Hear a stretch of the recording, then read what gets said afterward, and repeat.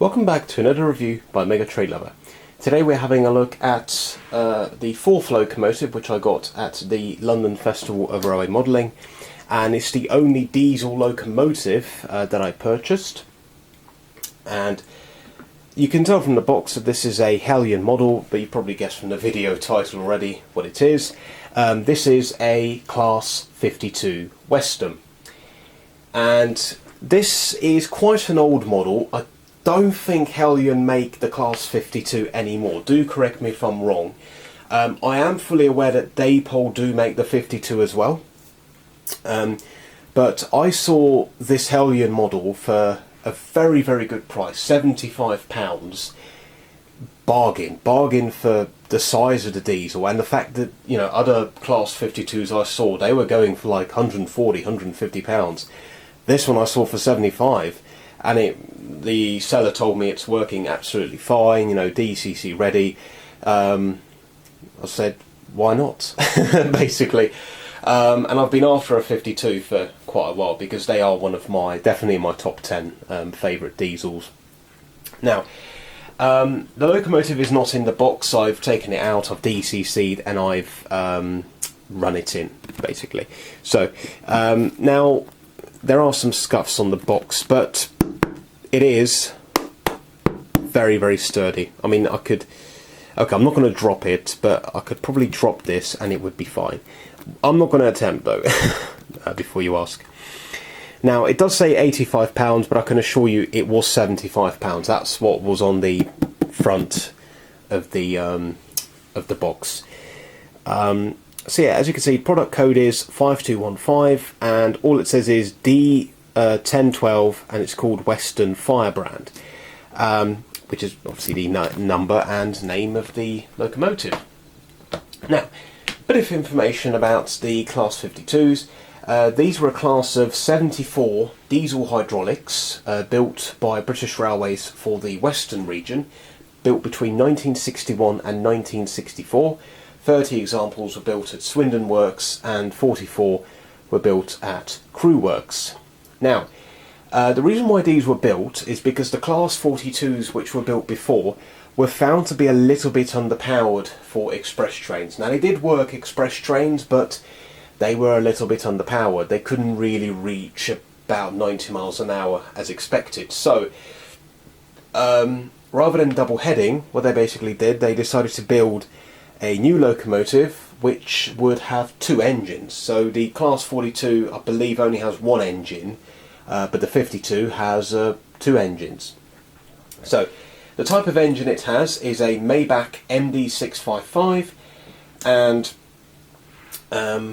these were all nicknamed Westerns because every single member of the class was named Western something. So just to give a preserved example, one of them is called Western Champ. There's a Western Champion, and there's another one. There's Western Champion and Western Courier as well.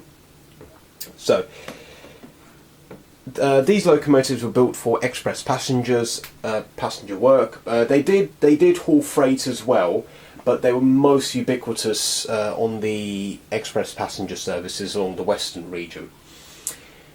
Locomotives worked entirely right up until about 1974, when the Class 50s started coming in onto the Western region from the West Coast main line, having been displaced there by the Class 87s following electrification north to Glasgow. So the Class 52s started to be withdrawn.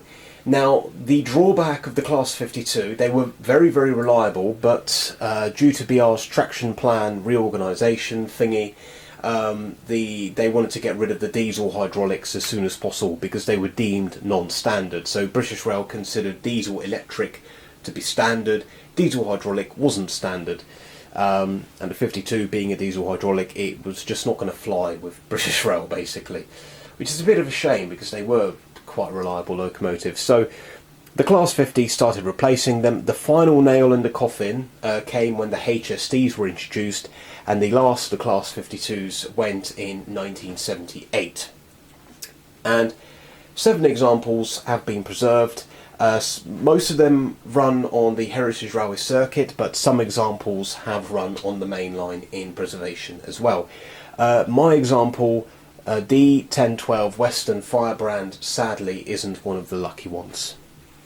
So what we're going to do now is we're going to put the box to one side and have a look at the locomotive, which, as you can see, is an absolute beast. Wow.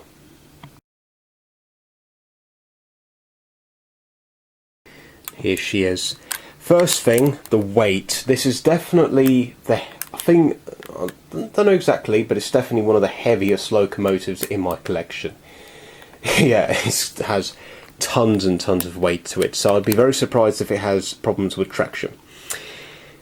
Wow. What can I say? It looks, the livery, first of all, the livery, stunning.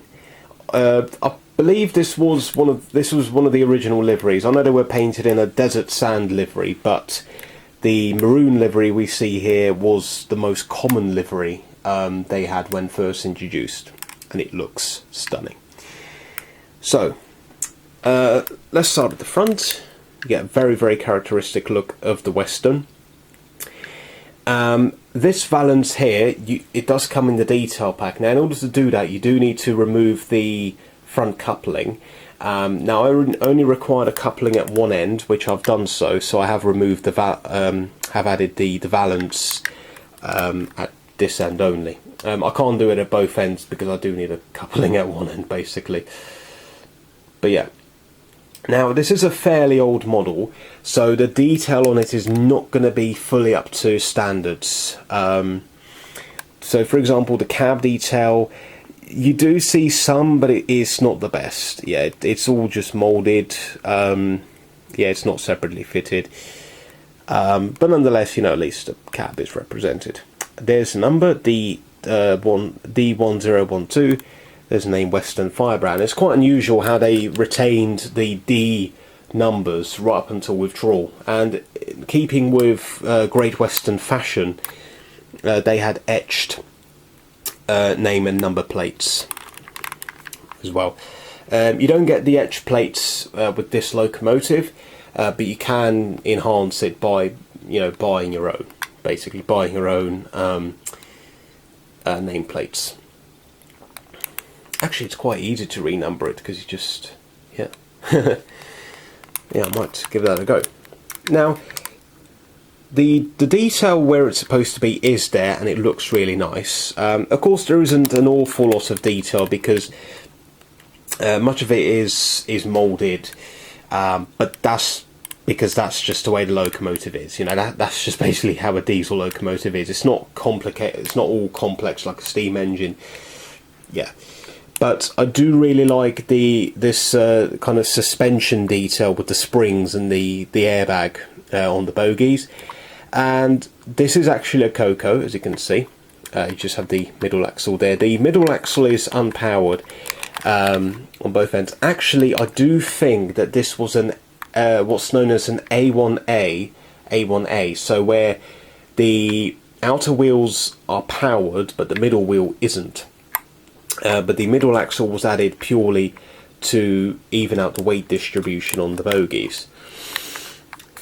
I think it's either an A1A, or it's a Coco. I'm not entirely sure. I'll have to check it up again. But yeah, a lot of people seem to think that the Class 52 is a Bobo because the middle wheel is hidden. But no, it is a Coco because it has the wheel in the middle. Although on the model, the outer two wheels on each bogie are powered, the middle wheel isn't. So maybe it wasn't A1A. Not entirely sure. Anyway, you do get really, really nice texturing on the grills here, as you can see. Very, very nice texturing on the roof fans. Sorry. You don't see the fans themselves, but you wouldn't really see them anyway because you get this kind of like grill walkway thingy on top of them. If you look at the other side, yes, the head code is missing. This was a second-hand model, but to be honest, when it's hauling coaches, you don't really notice it. But yeah, but it does have sprung buffers on all four corners of the locomotive. But yeah, the rear end is, well, I'll say rear, the end which I'm going to use for coaches is pretty much the same. So yeah, as the other end, you do get a bit of detail here at the bottom with, I think that's where the fuel goes in, and you get a builder's plate there too, which is actually legible. But yeah, all in all, very, very impressive model. Obviously quite an old model, but nonetheless, looks really, really nice. Very heavy, so I'd be very surprised if it has trouble with traction. But question is, how does she perform? Let's find out.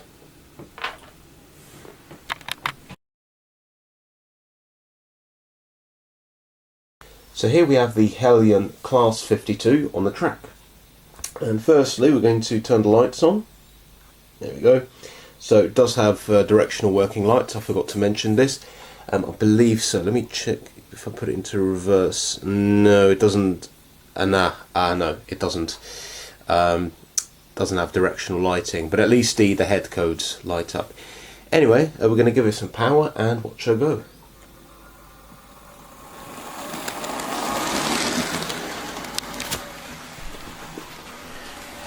Off she goes. Wow. That's very impressive. Considering the age of the model, it's a really smooth runner. Wow. There's a slight growl to it. Yeah, it gives it more character. Yeah, fantastic. Let's get a few shots of her passing.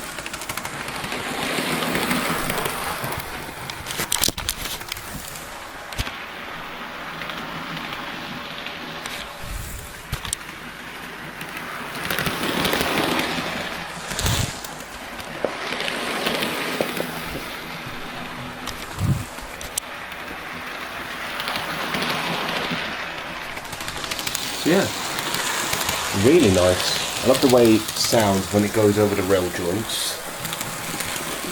Yeah, fantastic runner. Very impressive. It does have a centrally mounted motor with I do believe it does actually have flywheels, which is a really nice quality feature. Oh, excellent. Really, really nice model, especially for the price I paid for it.